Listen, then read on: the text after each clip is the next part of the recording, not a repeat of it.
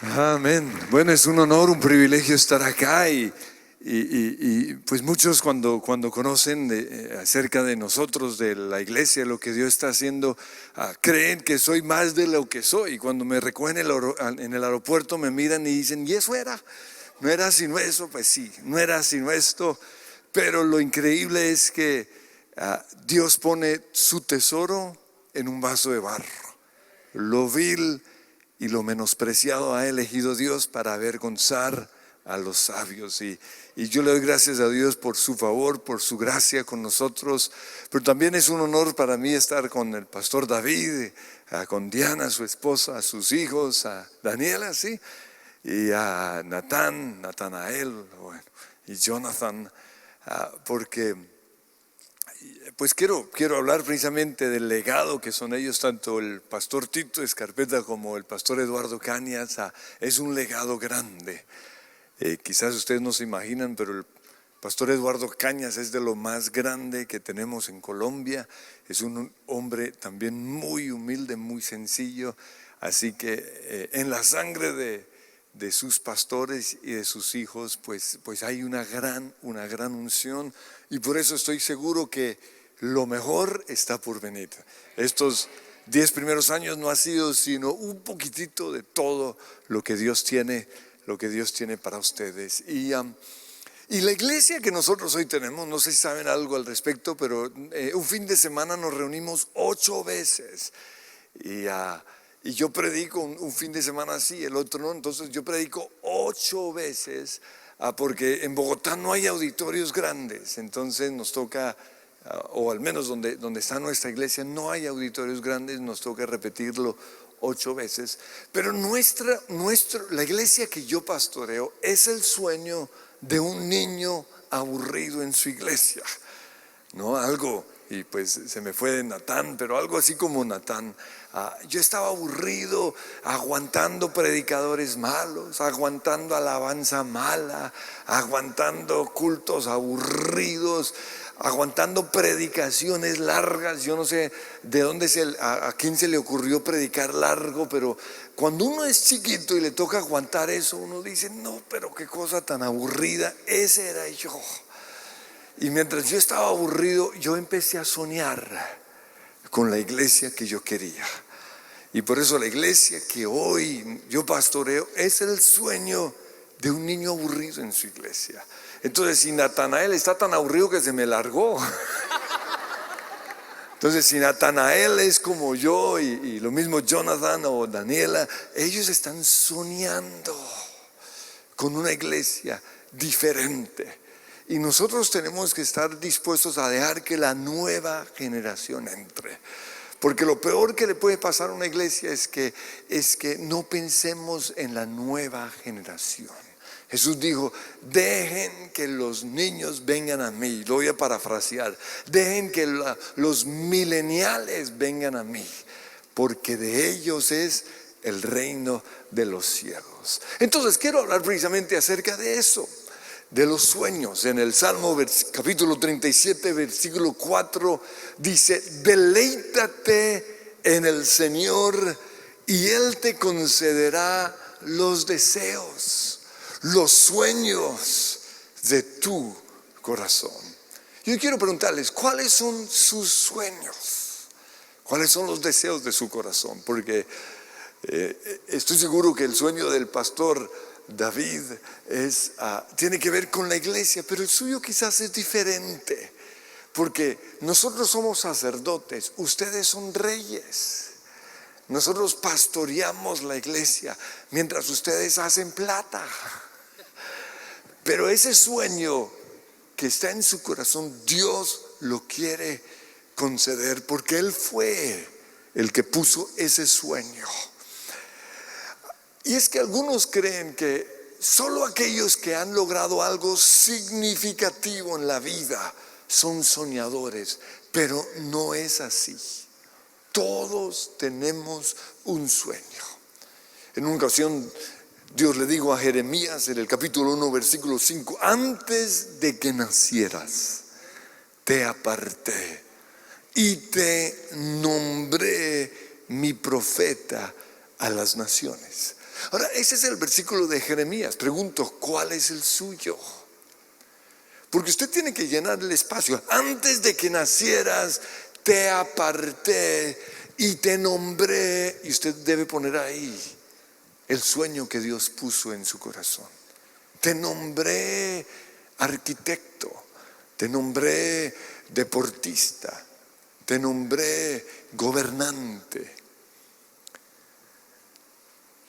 En todos nosotros hay un sueño, pero para aquellos que hemos recibido a Jesús, una de las promesas que el Señor nos da en Hechos capítulo 2 versículos 17 es que nuestros jóvenes tendrán visiones y nuestros ancianos sueños.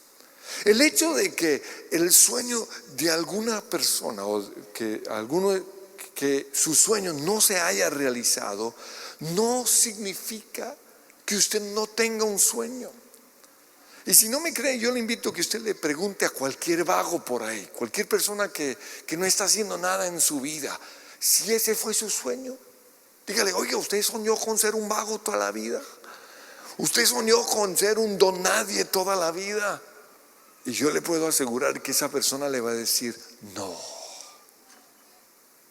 Mi sueño fue, iba a decir algo como, yo quería ser un deportista, yo quería ser un cantante, yo quería ser un médico, o yo quise diseñar, pero yo quería escribir libros, pero.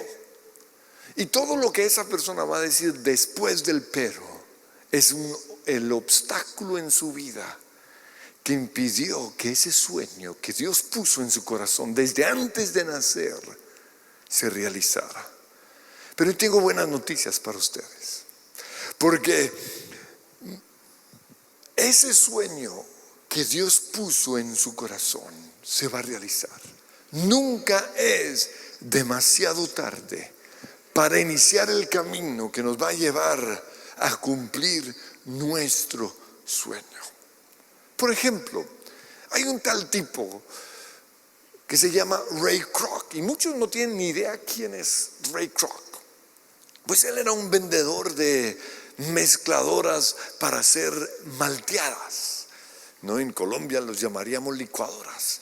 Entonces no sé si de dónde son ustedes, pero en nuestra tierra usted puede ver gente por ahí en las calles, le tengo el repuesto para la licuadora, para la olla de presión. Eso era lo que hacía Ray Kroc, vendía licuadoras. Y de repente recibió un pedido de 8 mezcladoras de malteada. Y le llamó tanto la atención ese pedido tan grande, porque él se puso a pensar, pero ¿quién rayos necesita 8 licuadoras? ¿Qué restaurante está así de exitoso? Y se fue a ver el funcionamiento del restaurante de unos hermanos con el apellido McDonald's, cuyo concepto era velocidad, bajo costo y volumen. Y cuando él llegó a ese restaurante, él vio que había potencial. Por eso les compró los derechos para vender las franquicias en todo el país. Un año después, este hombre se convirtió en el presidente de la corporación McDonald's. 6 años después, compró la compañía. Entonces pasó de ser un simple vendedor a ser el visionario de una de las empresas de comida basura o chatarra, comida rápida más grande que existe, que es McDonald's. Entonces, comparto esto para dar mi primer punto, y es el siguiente. Todos tenemos un sueño, pero lo primero que necesitamos es saber cuál es ese sueño. Y un ejercicio que les comparto que les puede ayudar en descubrir su sueño es ponerse a pensar en otras personas y preguntarse, ¿cuál será el sueño de ese tipo? ¿Será que está realizando su sueño? A mí por eso me gusta leer las biografías, y obviamente porque tiene que ver con mi llamado y mi vocación. Las biografías que yo leo son las biografías de los grandes hombres de Dios. Y a mí me gusta leerlos porque en sus biografías ellos hablan de una persona que no era gran cosa, pero llegó a ser el gran pastor o el gran visionario. Yo les invito a que hagan lo mismo, que tenga que ver con su carrera. Por ejemplo, una pregunta que ustedes pueden hacer al leer la historia de José en la Biblia es preguntarse esa: ¿cuál sería el sueño de José? Obviamente está en la palabra. Su sueño fue gobernar. ¿Cuál fue el sueño de Israel cuando ellos estaban viviendo como esclavos en Egipto? Pues el sueño fue llegar a la tierra prometida. ¿Cuál sería el sueño de Moisés? Pues su sueño fue llegar a ser el liberador de Israel. En Éxodo capítulo 3, versículo 7, Dios le dijo a Moisés: he descendido para rescatarlos del poder de los egipcios, sacarlos de Egipto y llevarlos a una tierra fértil y espaciosa. Es una tierra donde fluyen la leche y la miel. Ahora ve, porque te envío a Faraón. Tú vas a sacar de Egipto a mi pueblo Israel. Dios puso ese sueño en Moisés. También otra pregunta que podríamos hacernos es ver la vida de Nehemías y preguntarnos: ¿cuál era su sueño? Pues su sueño era construir el muro alrededor de Jerusalén. El sueño de Pablo fue predicar el evangelio en todo el mundo. Usted en sus cartas ve cómo él una y otra vez habla acerca de ir, o no una y otra vez, en unas pocas ocasiones habla de ir a Roma y también de ir a España. Gracias a Pablo, nosotros hoy tenemos, o gracias al sueño de Pablo, nosotros tenemos el privilegio de ser cristianos. También, ¿cuál creen ustedes que fue el sueño de Michael Jordan? Pues llegar a ser el mejor basquetbolista de la NBA. El sueño de Bill Gates fue que en todos los hogares hubiese un computador. El iPod, el iPad, el iPhone y todos los otros son el sueño ¿de quién? De Steve Jobs. El sueño de los hermanos Wright era volar como los pájaros. El sueño de Henry Ford fue construir un carro que todo el mundo pudiese tener. El sueño de Walt Disney fue usar el arte para alegrar a la gente. Gracias a eso, hoy tenemos a Mickey Mouse y a los parques de Disney. El sueño del pastor Cho fue llegar a tener la iglesia más grande del mundo. Para los colombianos que están aquí, el sueño de Nairo Quintana, no sé si saben quién es, pero el sueño de ese ciclista es ganar el Tour de Francia. Entonces, basado en todo esto, quiero hacerles esta pregunta: ¿cuál es su sueño? Porque lo primero es saber cuál es el sueño. Una vez más el salmista dice: ven y deleítate en el Señor, y Él te concederá los sueños de tu corazón. Pero en segundo lugar, necesitamos saber cuáles son los obstáculos a ese sueño. Porque estoy seguro que ustedes conocen muchos que lograron realizar sus sueños desde su juventud, pero otros, por circunstancias en la vida, como por ejemplo el no tener plata para pagar la universidad, o no desarrollar sus dones, o no tener un papá que creyera en ellos y que los animara a ir detrás de sus sueños, o casarse antes de tiempo, embarrarla por ahí en la vida, una vida desenfrenada, o quizás aún las deudas. Muchas cosas han impedido que su sueño se realice. Pero como dije antes, la buena noticia es que nunca es demasiado tarde para iniciar el camino que nos va a llevar a realizar nuestro sueño. Pero después de saber cuál es nuestro sueño, tenemos que identificar los obstáculos que están impidiendo que ese sueño se realice. Y un ejemplo de esto es el sueño de Abraham. Dios puso en él el sueño de llegar a ser el padre de una gran nación. Pero ¿cuáles fueron los obstáculos? El primero, no tenían hijos. ¿Cómo voy a ser el padre de una gran nación si no tengo hijos? El otro obstáculo era que el tipo era viejo. Lo leo en Romanos capítulo 4. Dice: Abraham siguió teniendo esperanza porque había creído en que llegaría a ser el padre de muchas naciones. Y el versículo 19 dice: y la fe de Abraham. Y a mí me gusta cambiar la palabra fe por el sueño de Abraham. Entonces diría: y el sueño de Abraham no se debilitó a pesar de, y aquí habla de los obstáculos, a pesar de que él reconocía que por tener unos 100 años de edad el tipo estaba cucho. Es cierto que uno no puede usar algunas palabras en Latinoamérica. El tipo estaba viejo. Su cuerpo ya estaba muy anciano para tener hijos. Eso quiere decir que el tipo nada de nada. Se la pasaba montando bicicleta. Y también dice: igual que el vientre de Sara. Obstáculo.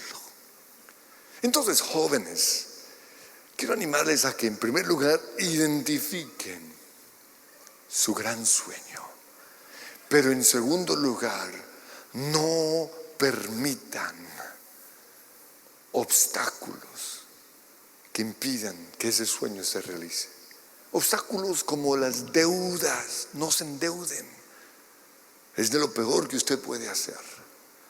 O los noviazgos equivocados. Los embarazos, entre comillas, no deseados. Los matrimonios antes de tiempo. Una y otra vez le digo a los jóvenes de la iglesia: antes de casarse usted tiene que realizar el plan o el propósito de Dios para su vida. Y luego sí encontrar con quién lo va a realizar. Pero muchos ni siquiera tienen un sueño y ya se están casando. No. Primero encuentren el plan, el sueño de su vida y luego busquen con quién lo van a poder realizar. En el caso personal, yo no cometí la burrada que muchos amigos míos cometieron, o las burradas que muchos de mis amigos cometieron. Cosas como fumar, o tomar trago, o vivir en las rumbas, o endeudarme.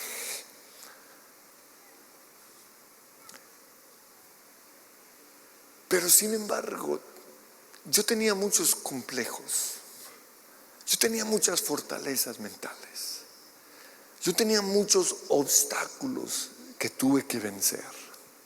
Pero Dios, en su gracia y en su favor, me permitió desde muy niño desarrollar mis dones. Y aquí quiero honrar a mi tío. Mi tío, cuando yo tenía 9 años, de repente llegó a mi casa con una guitarra brasileña. Y me la dio y me dijo: Andrés, te la regalo si en un año aprendes a tocarla. Entonces, como en ese entonces yo no vivía en la ciudad, yo no vivía en Bogotá, sino que vivíamos en el campo. Mis papás eran misioneros, no sé si se dieron cuenta. Yo hablo como colombiano, pero tengo una pinta gringa, la cosa más espantosa de este mundo. Y la razón es que soy hijo de misioneros.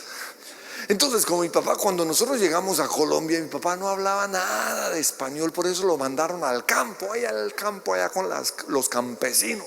Y estuvimos con los campesinos. Y entonces yo recuerdo que yo con mi guitarra me tocó ir a pedirle a los campesinos que me enseñaran a tocar. Y entonces, por eso con pinta de gringo comenzaba a tocar pura música carrilera. Por la mañana yo dirijo mi alabanza a Dios que ha sido y es mi única esperanza. Hasta aprendí a puntear. Pero un día me fui para la gran ciudad y allá me enseñaron el rock.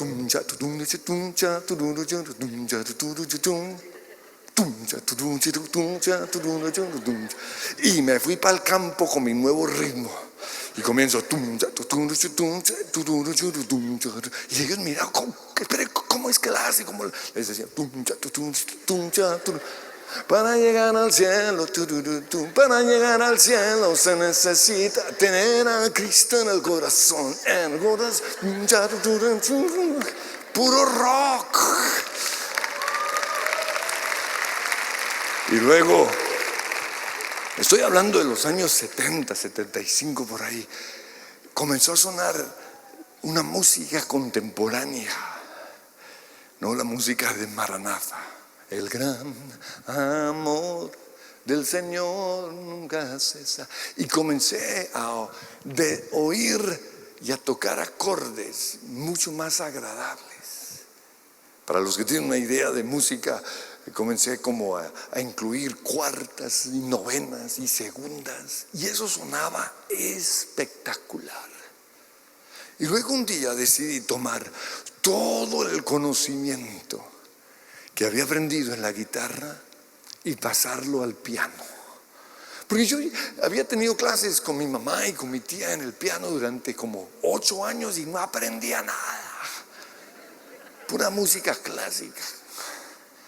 Pero pasé todo este conocimiento al piano. Y todo esto lo comparto porque la música ocupa un lugar muy importante en mi vida. Muchos no lo saben, pero los primeros 8 años de la iglesia, yo era el que dirigía la alabanza. Yo era el que tocaba el piano. Y la pregunta es esta: ¿qué hubiera pasado si a los 9 años, cuando mi tío me regaló esa guitarra, yo no lo hubiera aprendido a tocar? Y esto lo menciono porque tristemente muchos Dios les ha dado oportunidades de ir desarrollando sus dones y no lo han hecho, porque se la pasan jugando en su iPhone o en su computador y los días son malos. La Biblia dice que hay que aprovechar bien el tiempo porque los días son malos. Entonces, en primer lugar, tenemos que saber el sueño. En segundo lugar, tenemos que enfrentar los obstáculos o no permitir obstáculos en el camino que van a impedir que ese sueño se realice. Pero en tercer lugar, tenemos que enfrentar nuestros gigantes. Porque yo le puedo asegurar que el momento en el cual nosotros nos vamos a ir detrás de nuestros sueños, el momento en el cual vamos a conquistar esos sueños, van a aparecer los gigantes que tenemos que derribar. Y quiero ilustrar esto con la vida de Moisés. Cuando Dios lo llamó a cumplir sus sueños, Él usó sus gigantes como una disculpa para no hacerlo. Esto está en Éxodo capítulo 3, versículo 7. El Señor le dijo: tú vas a sacar de Egipto a mi pueblo Israel. Pero Moisés protestó: ¿quién soy yo? Y yo sé que esto suena como una persona humilde, pero ¿sabían ustedes que la falsa humildad es orgullo? Y esto lo digo con autoridad porque ese era yo. Yo era un tipo muy humilde, pero una falsa humildad. Y eso es hipocresía. Y eso le molesta al Señor. ¿Quién soy yo para presentarme ante el faraón? Y Dios le contestó, ojo, yo estaré contigo. En otras palabras, Dios nos dice, todos los que estamos acá, tú no eres nadie, tú no eres gran cosa, pero yo estoy contigo. Y eso es lo que debemos creer cuando vamos detrás de nuestros sueños, cuando vamos a hablar con una persona importante, cuando tenemos que predicar aquí en Grace. Yo no soy gran cosa, pero Dios está conmigo. Tú no eres gran cosa, pero yo estaré contigo. Sin embargo, en el versículo 13 dice, Moisés volvió a protestar.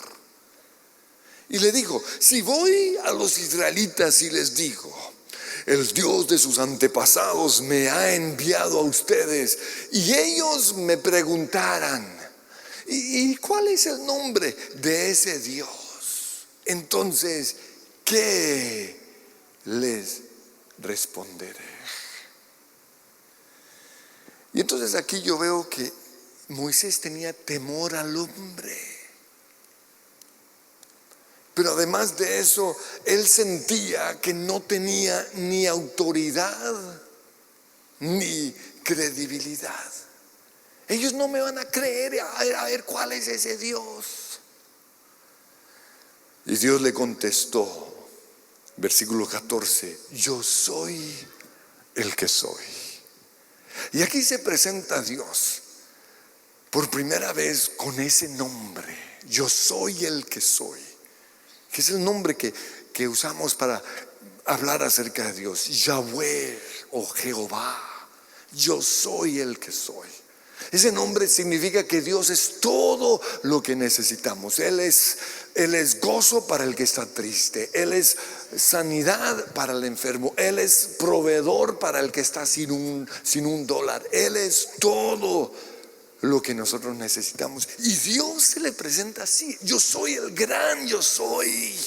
O sea, ¿qué más respaldo que ese? Sin embargo, capítulo siguiente, 4, versículo 1. Dice, sin embargo, Moisés protestó de nuevo. ¿Qué hago si no me creen? ¿Qué hago si no me hacen caso? Moisés sentía que no tenía ni autoridad ni credibilidad. Y una vez más yo me identifico con Moisés porque mi temperamento, Dios me hizo así, es un temperamento introvertido, todo bobo, todo solapado. Y en muchos lugares a donde voy, como no me conocen, no me dejan entrar, no me dejan hacer nada. Me toca y ahí está Moisés. ¿Qué hago si no me creen? ¿O qué hago si me dicen, el Señor no se te apareció? Y el Señor le dijo, ojo, ¿qué tienes en tu mano? Y él que tenía en su mano una vara. Y Dios le dijo, te voy a respaldar por medio de señales y milagros con eso que tú tienes en tu mano. Pero, versículo 10, Moisés rogó al Señor, oh Señor, no tengo facilidad de palabra, nunca la tuve, ni siquiera ahora que tú me has hablado. Y empieza a tartamudear, se me traba la lengua y se me enredan las palabras. Y entonces el Señor le dijo, yo estaré contigo cuando hables y te enseñaré lo que debes decir.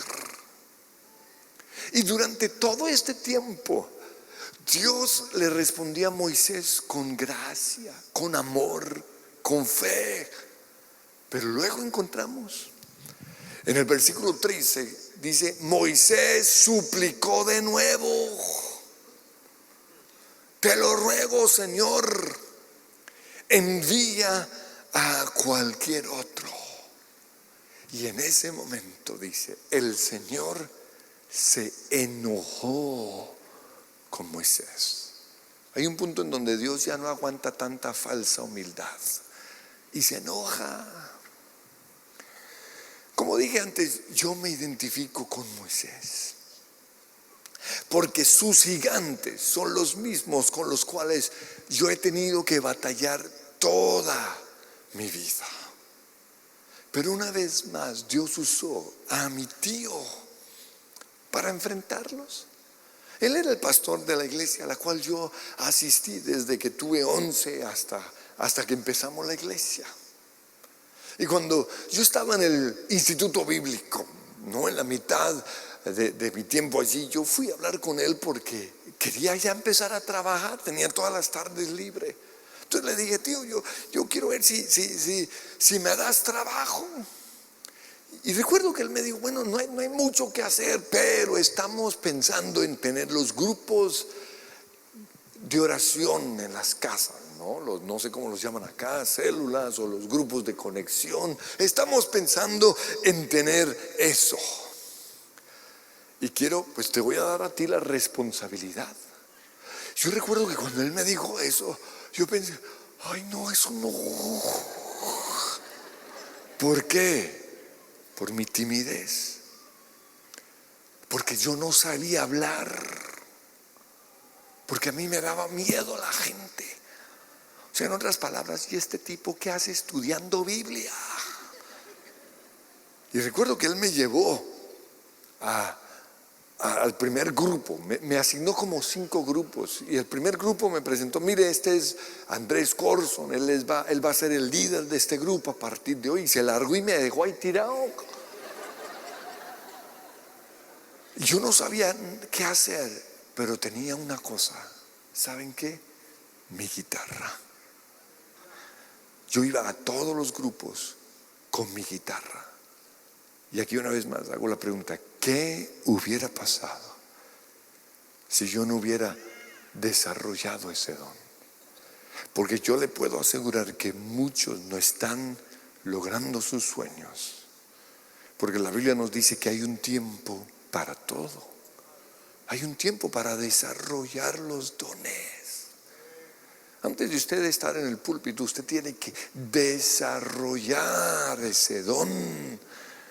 Y ese don se desarrolla en los grupos, en las casas, no aquí. Yo no puedo arriesgar a poner aquí a cualquier atolondrado, no.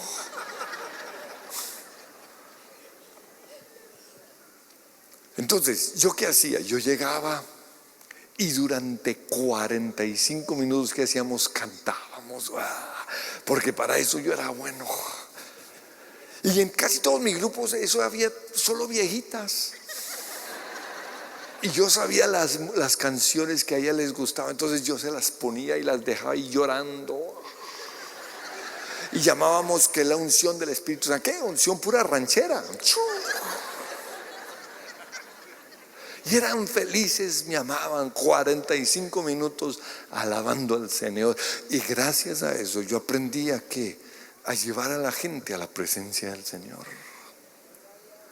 Después de 45 minutos yo tenía otro secreto que no fallaba, y era: ¿alguien tiene un testimonio? 15, 20 minutos de testimonio, eso buenísimo.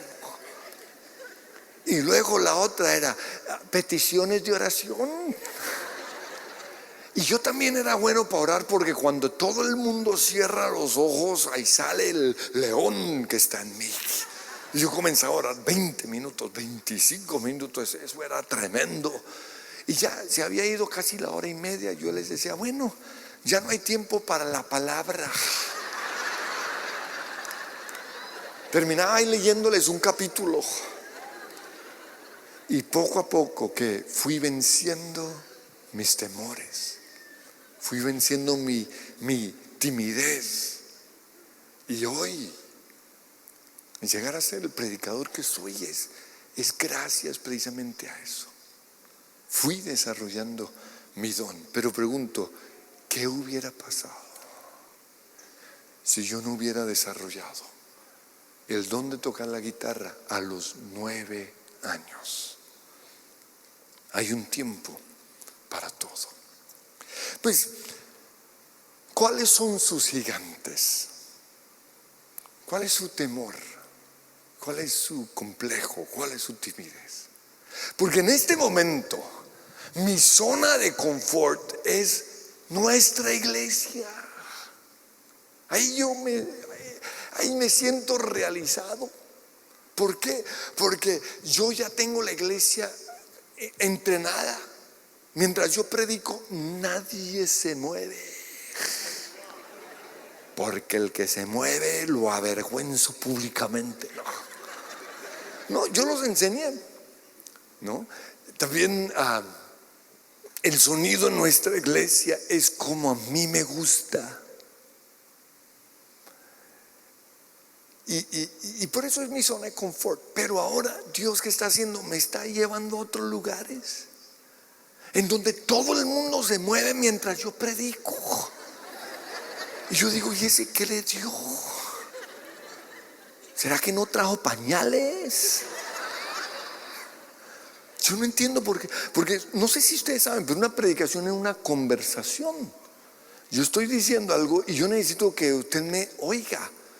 Pero, y aquí les doy secretos, cuando una persona se para ir al baño, yo no sé para qué se paran, uno como predicador se pone a pensar, ¿y ese para dónde se irá?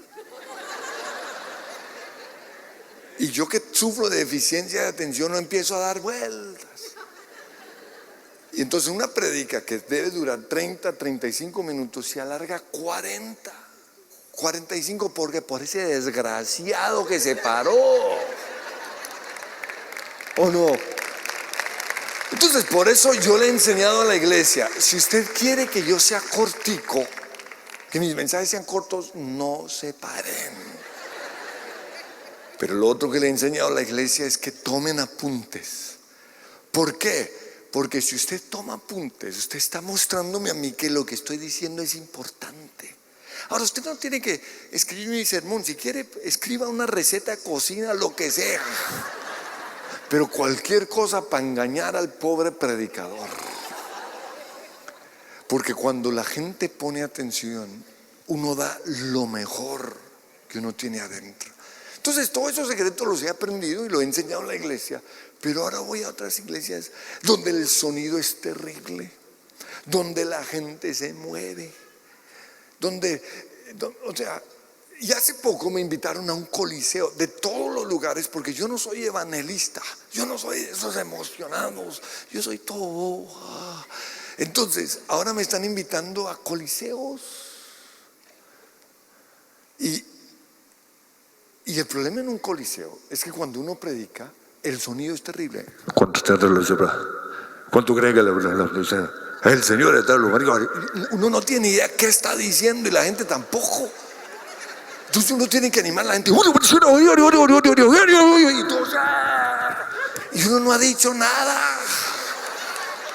Yo no puedo predicar ahí.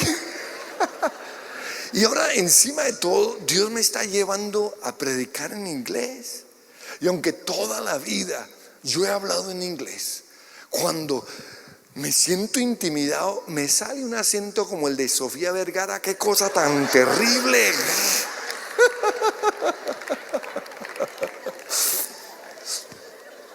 Pues precisamente un día en el cual yo estaba predicando en un coliseo a las 3 de la tarde, porque la peor hora para que lo pongan a uno a predicar es el de las 3 de la tarde. O sea, cuando uno lo ponen a las 3 es porque uno es el peor predicador. Entonces cuando yo vi, las 3 de la tarde, porque todos se han almorzado y están ahí durmiendo como. Y yo predico en 35 minutos y el pastor me dijo, tiene 1 hora. Le digo, 1 hora, ¿de dónde saco 1 hora? Y entonces uno comienza a dar vueltas en el desierto. Y ese día recuerdo que la predicación mía estaba tan mala que hasta yo me aburrí. Y a la mitad de la prédica entra, porque pues ya es con gente famosa, entran todos los famosos a sentarse ahí. Yo digo, ¿y ahora qué hago? Si no tienen ni idea de qué estoy predicando y uno tiende a devolverse. En todo caso fue, en mi opinión, la peor prédica de mi vida. Después de una hora le entregué el púlpito al pastor, le dije, ahí le dejo su iglesia.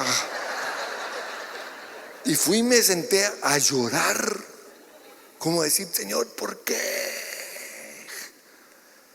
Y me estaba odiando, porque estaba enfrentando mis gigantes. Cuando la banda comienza a tocar una canción que está bien, o sea, ya ya no la quiero ni volver a oír, pero en su momento, wow. Y es esa canción que dice, tu voz me llama a las aguas, que es una canción inspirada en el momento en el cual Pedro está con sus 11 amigos, donde en su zona de confort, en la barca. Y entonces, pues, teniendo esto en presente, es como si Pedro le estuviese diciendo al Señor, tu voz me llama a las aguas. Y yo le dije, Señor, yo estoy aquí porque tú me llamaste a predicar o a ir a otras iglesias. Tú sabes que yo nunca quise salir de mi iglesia, porque yo soy pastor. Mi pasión es la iglesia, la mía, perdón, la que nosotros pastoreamos. Pero estoy aquí en obediencia a tu llamado. Fuiste tú el que me pediste que caminara sobre el agua, que fuera a otras naciones. Y la canción sigue diciendo, donde mis pies pueden fallar.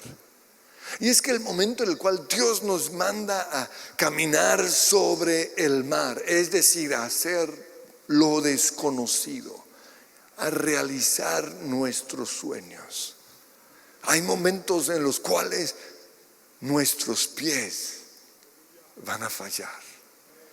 Pero luego la canción dice, y esto fue una canción totalmente profética para mí, pero ahí te encuentro en lo incierto. Y luego viene la declaración, caminaré sobre el mar. Es decir, yo lo voy a lograr. Yo no me voy a dejar hundir. De hecho, para la próxima vez que me tocó predicar, porque yo estoy seguro que a esa iglesia jamás me iban a volver a invitar, pero la unción de Dios vino sobre mí de una forma tan impresionante que hasta el día de hoy el pastor me sigue amando. ¿Por qué? Porque tomé esa decisión, caminaré sobre el mar. Y eso fue lo que hizo Pedro. Él empezó a caminar sobre el mar, pero dice Mateo 14:30, el momento en el cual él vio el fuerte viento y las olas, se aterrorizó y comenzó a hundirse. Eso significa que el momento en el cual somos conscientes de lo que estamos haciendo, somos conscientes de que este campesino colombiano está predicando aquí en Grace Church o está predicando en coliseos. En ese momento comenzamos a hundirnos. El momento en el cual quitamos la mirada de Jesús y nos ponemos a ver lo que estamos haciendo, empezamos a hundirnos.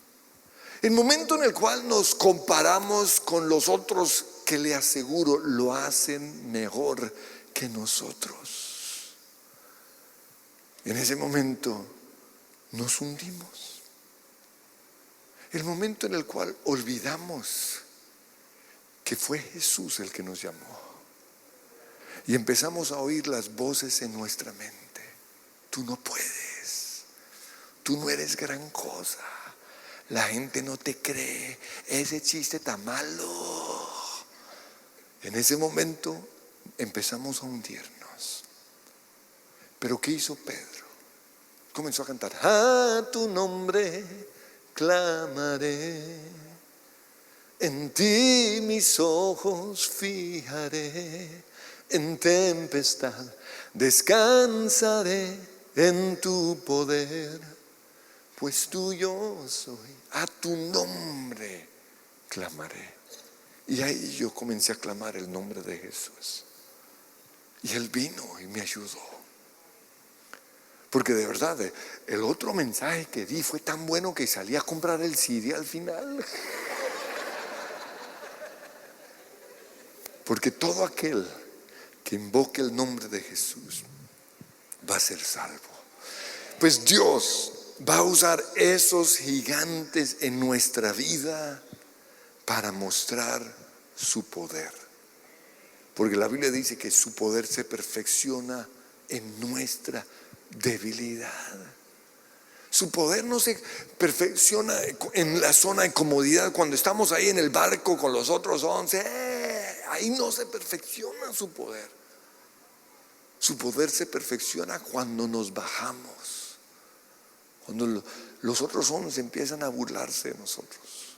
Cuando todo sale mal, su poder se perfecciona ahí.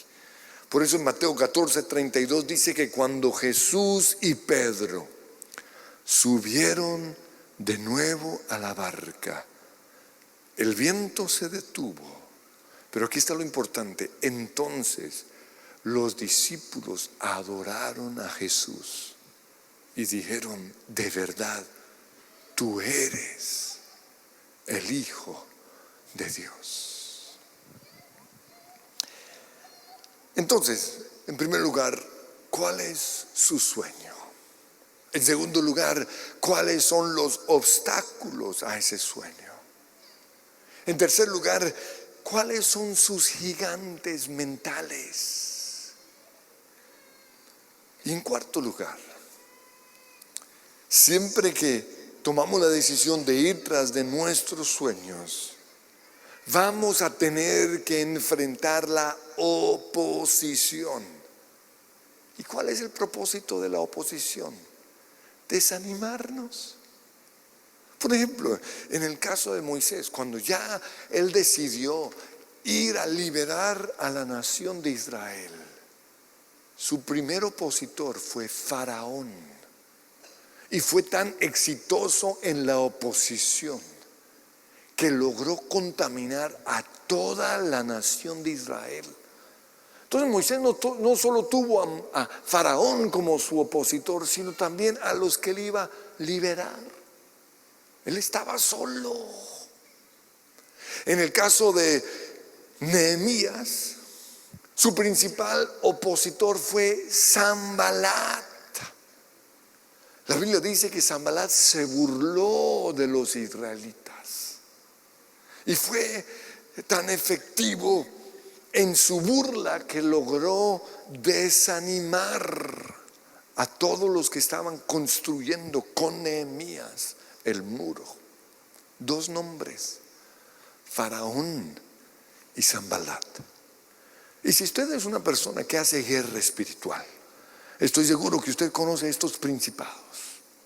Porque cuando uno hace guerra espiritual, para uno ilustrar su guerra espiritual, uno recuerda a estos personajes y comienza a mencionarlo. Te ato, Faraón.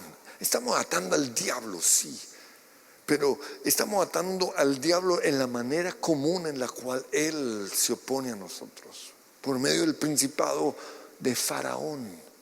Y ordeno que sueltes al pueblo de Dios. Y el otro principado es Sanbalat. Te ato, Sanbalat. Porque aunque finalmente el propósito de Dios se realizó, quiero mostrarles algo bien interesante acerca de Sanbalat. Está en Nehemías 4:17. Ahí dice: solo la mitad de los hombres trabajaba por culpa de Sanbalat, mientras que la otra mitad hacía guardia con lanzas, escudos, arcos y cotas de malla. ¿Qué es lo que veo aquí? Que el plan de Dios siempre se va a realizar, pero tristemente por causa de Sanbalat o por causa de nuestros opositores, lo que nos tomaría 5 años nos toma 10 años. Y eso nos ha pasado a nosotros. Nosotros en el camino a lograr los sueños que Dios nos ha dado como iglesia, nos ha tocado enfrentar unas potestades impresionantes. Y aunque los planes de Dios siempre se van a realizar, no ha sido fácil. Y lo que yo he visto con otros compañeros en el ministerio es que se rinden, no aguantan la oposición. Nosotros como iglesia llevamos 23 años. Y cuando comenzamos la iglesia, Dios me dijo, de las primeras cosas que me dijo fue la siguiente: y quiero que sea una iglesia de oración. Cuando Dios me dijo eso, yo lo miré como: ¿te vas a tirar la iglesia? ¿Por qué? Porque yo quería una iglesia contemporánea, una iglesia con jóvenes, y lo menos lo menos contemporáneo es la oración. Pero Dios me dijo: no, sin oración no hay iglesia y punto. Entonces tocó hacer la oración y comenzamos la oración martes y jueves a las 6 de la mañana. Y al comienzo comenzamos la iglesia con 12 personas. Al comienzo las 12 iban, la semana después 10, luego 8, luego 6, luego 2, luego solo yo. Y recuerdo que cuando eso pasó, yo le peleé a Dios: mire, para esta gracia me quedo en la casa, porque yo ya oraba solo. Simplemente Dios quería que oráramos como iglesia. Pero seguí 1 año, 2 años, 5 años, 8 años, y no pasábamos de 60 personas.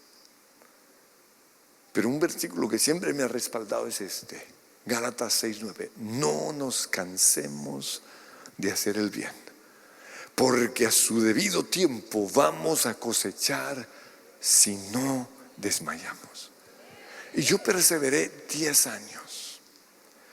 Pero un día pasó por mi mente acabar con la oración, porque yo pensaba para 60 personas, y además no iban los que yo quería que fueran, que eran los de la alabanza.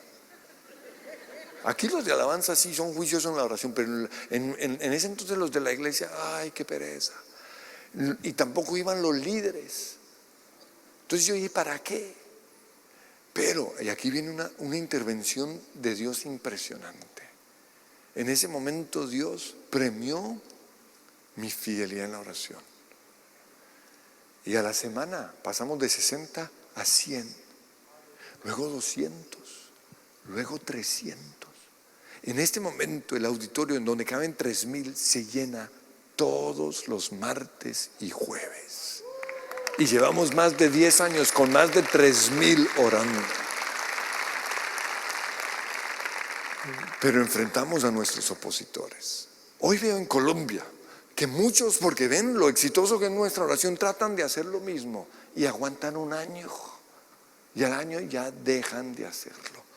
No han aprendido a guerrear en contra de Faraón y Sanbalat. Y si usted no logra destruirlos, el sueño que Dios le dio no se va a cumplir. Se me olvidó el tiempo, no me pusieron un reloj. Ya 2 puntos más. En quinto lugar, y aquí ya viene un poco más difícil, y es que hay un momento en el cual Dios nos pide morir a nuestro sueño. Y el mejor caso, la mejor ilustración de esto es Abraham. Recuerden que finalmente Dios le dio el hijo, que es un tipo de el cumplimiento de nuestro sueño. Pero cuando ya lo tiene, Dios, que le dice: sacrifícamelo. Ahora quiero aquí hacer una aclaración que es importante que quede claro. Dios no hubiera permitido que Abraham lo matara, porque algunos están mostrando un Dios sanguinario. No, ese no es nuestro Dios. Dios simplemente lo estaba probando, y lo sé porque lo ha hecho en mi vida. Y lo que Dios quería probar era: ¿qué era más importante? ¿El sueño o el dador del sueño? Porque muchas veces el sueño se vuelve nuestro ídolo, la razón de nuestro existir. Digamos que el sueño suyo sea ser un millonario aquí, el hombre más rico de Houston, wow. Y de repente usted deja de venir a la iglesia, deja de buscar a Dios en las mañanas, deja de leer la palabra, porque el sueño se volvió más importante que Dios, que es el proveedor del sueño. Por eso hay momentos en los cuales Dios nos dice: yo quiero que mueras a ese sueño. Y lo único que Dios está esperando es ver si estamos dispuestos a hacerlo por causa de Él. Finalmente, voy a soñar como si todo fuese posible. Y comparto esto porque es el título de mi mensaje. Voy a soñar como si todo fuese posible. Pregunto, si todos nuestros sueños se pudiesen realizar, ¿cuál sería su sueño? Porque la buena noticia es esta: todos nuestros sueños se van a realizar. Porque Dios dice en Marcos 9:23, para el que cree, todo es posible. Y en 1 Corintios 2:9 dice: ningún ojo ha visto, ningún oído ha escuchado, ninguna mente ha imaginado lo que Dios tiene preparado para quienes lo aman. Quiero invitarles que todos se pongan de pie, porque no hago un llamado al altar, porque esto es un mensaje para todos. Entonces yo quiero que usted ahí con sus ojos cerrados, y si me respaldan con el piano, yo quiero en primer lugar que usted desentierre el sueño que por alguna razón usted enterró. Y Señor, yo te pido que en este momento tú te presentes en este lugar como el dador de ese sueño. Porque Dios dice: desde antes de que nacieras, te llamé. Y te llamé como, y yo quiero que usted llene el vacío. Usted va a decir: Dios me llamó a mí como pastor. Dios me llamó como un rey. Dios me llamó como administrador. Dios me llamó como arquitecto. Te llamé. Señor, pon ese sueño en nuestro corazón una vez más. Ese sueño que tuvimos a los 11 años, así como lo pusiste en mí, sentado en esa silla, aburrido. Te doy gracias, Señor, porque ese niño aburrido en esa silla de esa iglesia es hoy el pastor de una gran iglesia, porque tú eres el dador de los sueños. Pon ese sueño, Señor. Pero también muéstranos cuáles son los obstáculos. Y usted se lo va a decir al Señor: Señor, en mi caso personal, el obstáculo es que no he podido ir a la universidad porque no hay plata. Mi obstáculo, Señor, es que soy latino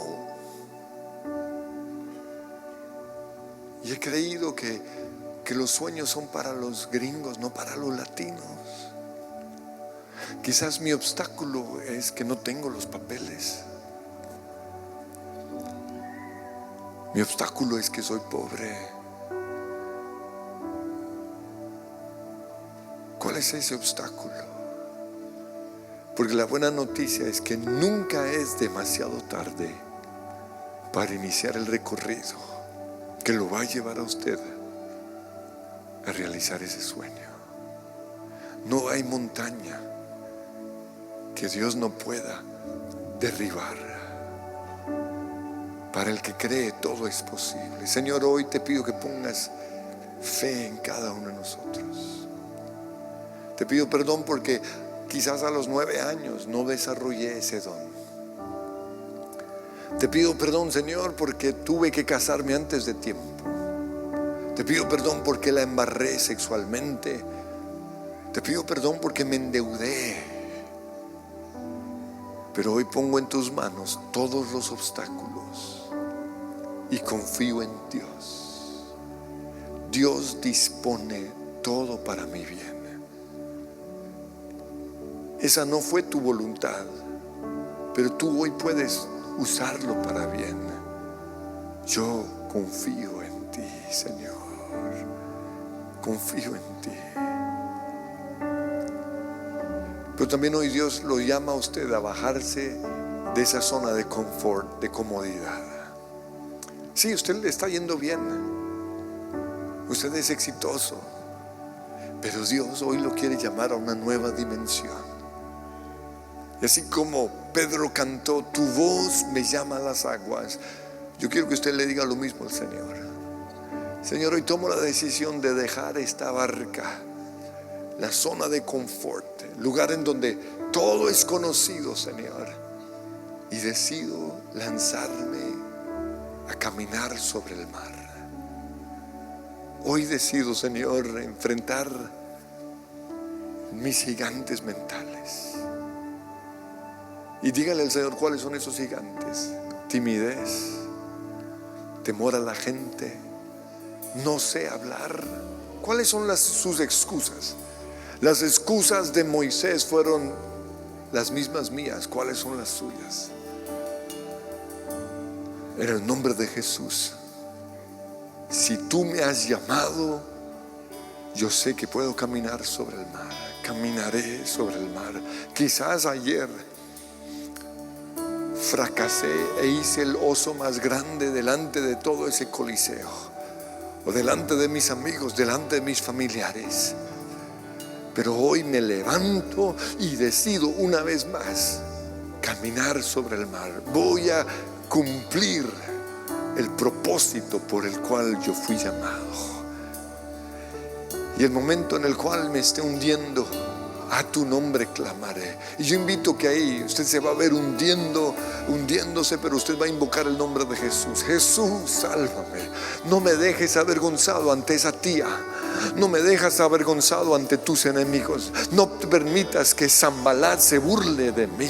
No permitas, Señor, que los opositores, que Faraón logren su propósito. Tu voz me ha llamado a las aguas. Yo caminaré, yo enfrentaré los obstáculos en el nombre de Jesús. Y quiero oírlos orando en el nombre de Jesús, en el nombre de Cristo Jesús. No hay montaña que yo no pueda derribar. No hay obstáculo que yo no pueda enfrentar. Te doy gracias, Señor, porque todo lo puedo en Cristo que me fortalece. Porque si Dios está conmigo, ¿quién contra mí? Porque por más grande que sea ese gigante, por más grande que sea esa enfermedad, por más grande que sea, Señor, ese Goliat, mi Dios es más grande. Mi Dios es todopoderoso. Yo sé en quién he creído, y toda la gloria y toda la honra y toda la alabanza sea para ti, Señor.